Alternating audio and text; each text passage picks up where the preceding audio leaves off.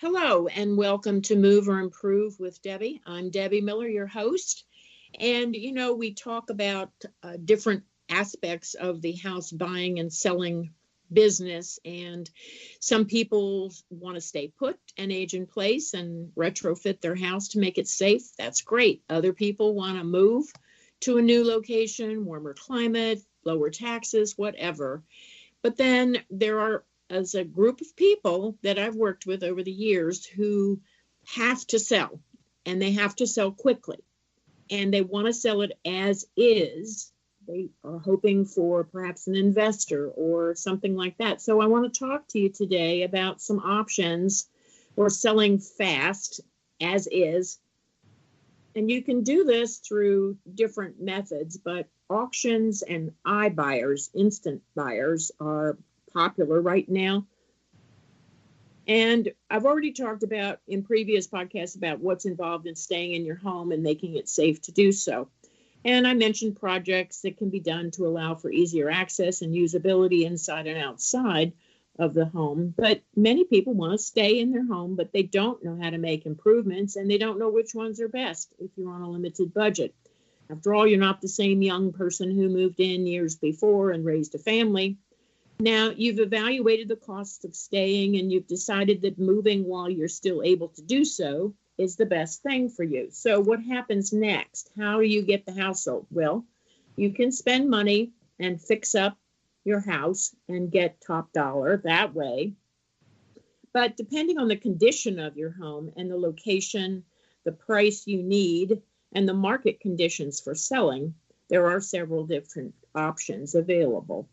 And let's say you've lived in your home for many years and you want to move outside the area to a new home, but you need the money from the sale of your existing home to make that next purchase. Now, you have plenty of time to prepare your home for sale, and you can make improvements to get top dollar. So an experienced realtor will be able to advise you on what improvements to make to get the return on the investment of your money.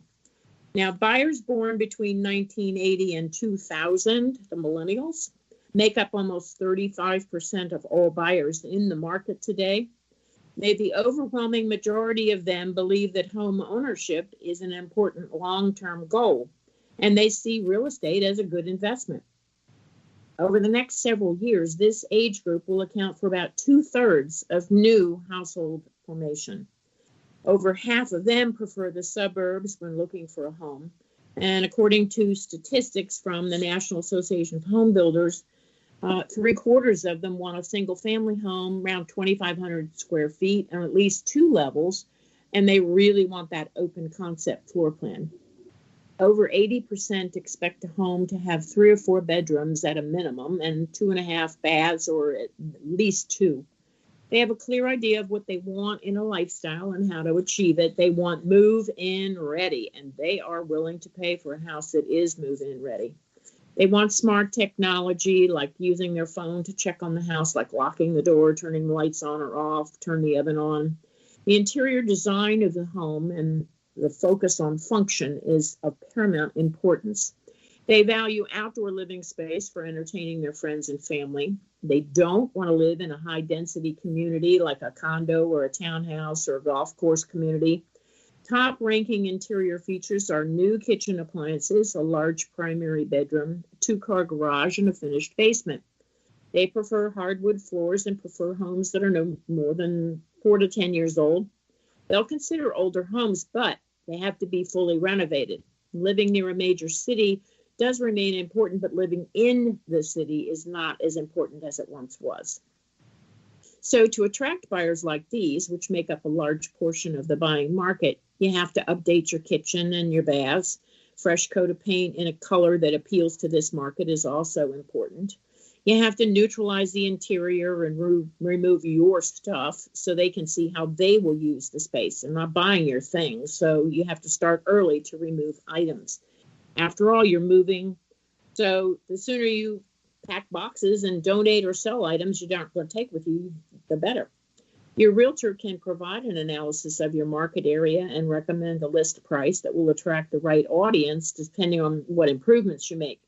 If your home needs a good bit of updating, then the cost to do those updates should be taken into account when listing the house.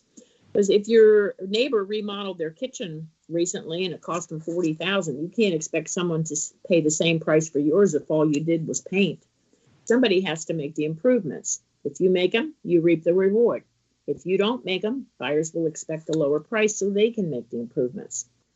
According to Remodeling Magazine, here's a partial list of the most productive improvements that give you the greatest return for your dollar. First, you can make exterior improvements, and these are not expensive. You can improve the curb appeal with landscaping, power wash the exterior, have all the windows washed inside and out.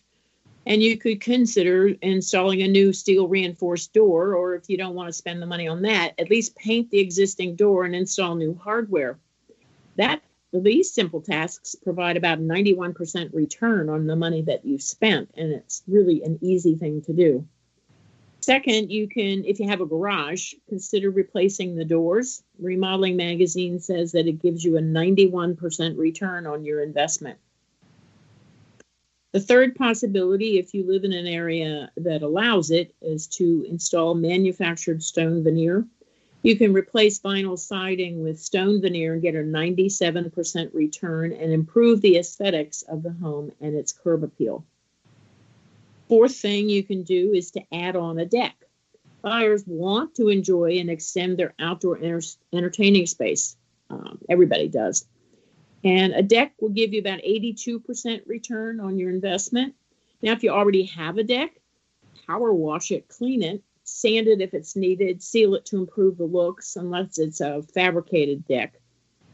Any wood that's warped or damaged can be replaced before sealing it.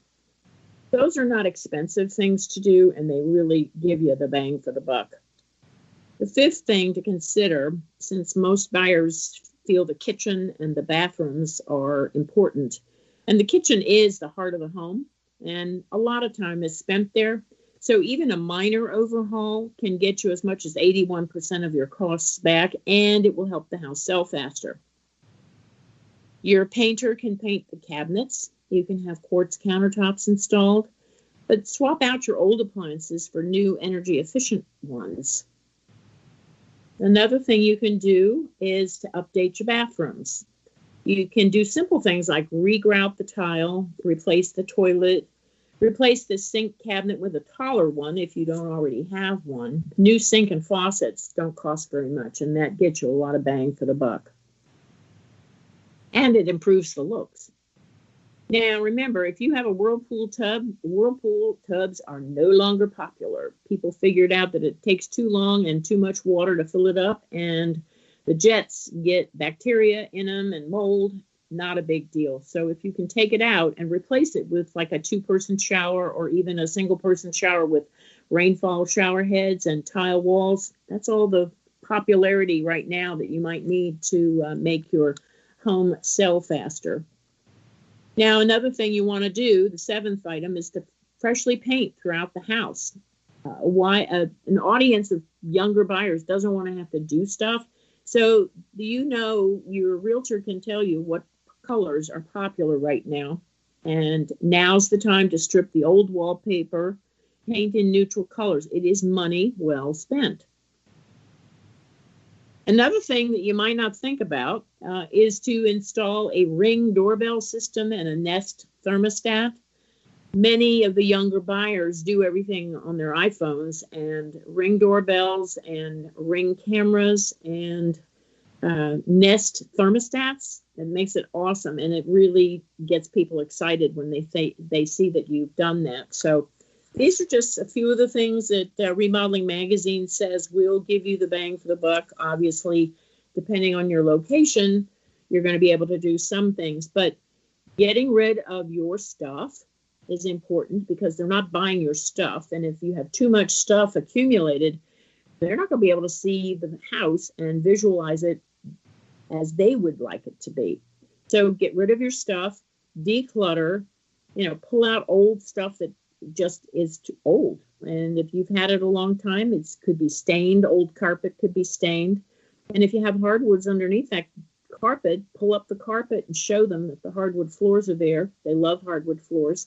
If you need to replace carpet because there's no hardwoods underneath, replace the carpet. It's not that expensive.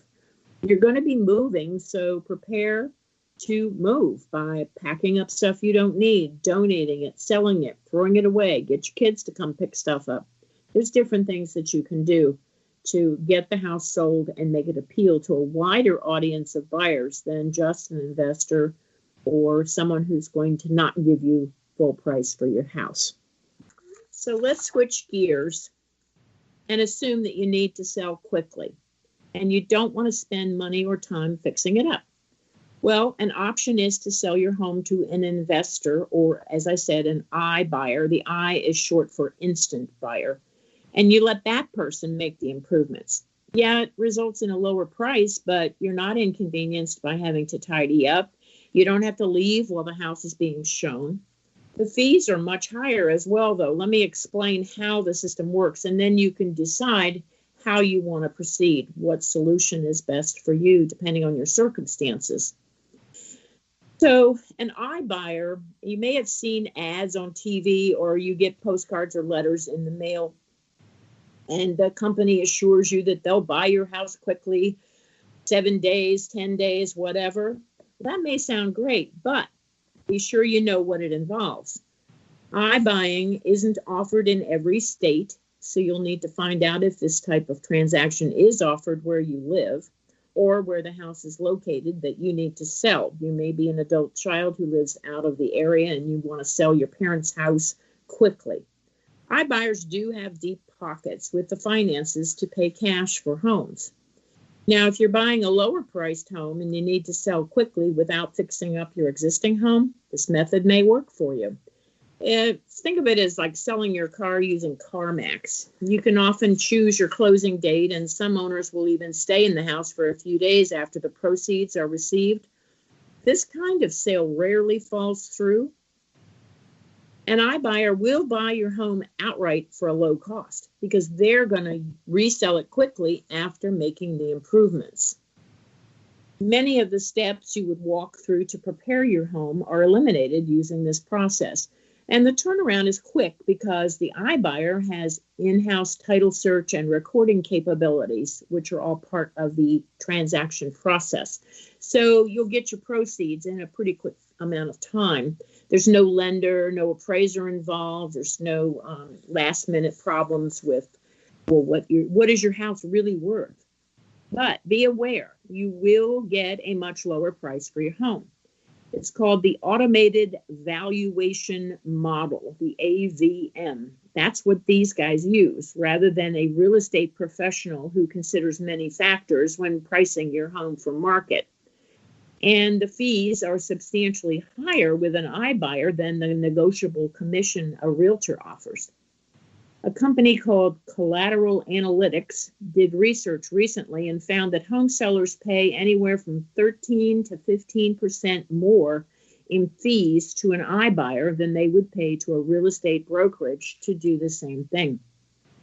So it does help to talk with a realtor who can give you a good idea of what your home might sell for if it's prepared and marketed to a wide audience, so that when the iBuyer comes in, you can figure it out ahead of time whether you can live with the difference in price. Is it going to net you what you need to go on to your next home? So if you get a letter in the mail or whatever, there'll be a phone number or a website that you either call or you log on to the website and you just answer a few questions and then they will make you a cash offer. Now remember, they're using the AVM model, and so they're taking a range of all the houses in the neighborhood surrounding yours within a certain number of miles, and then they're saying, okay, well, single family homes are selling for this, this, and this, but they're not giving you credit if you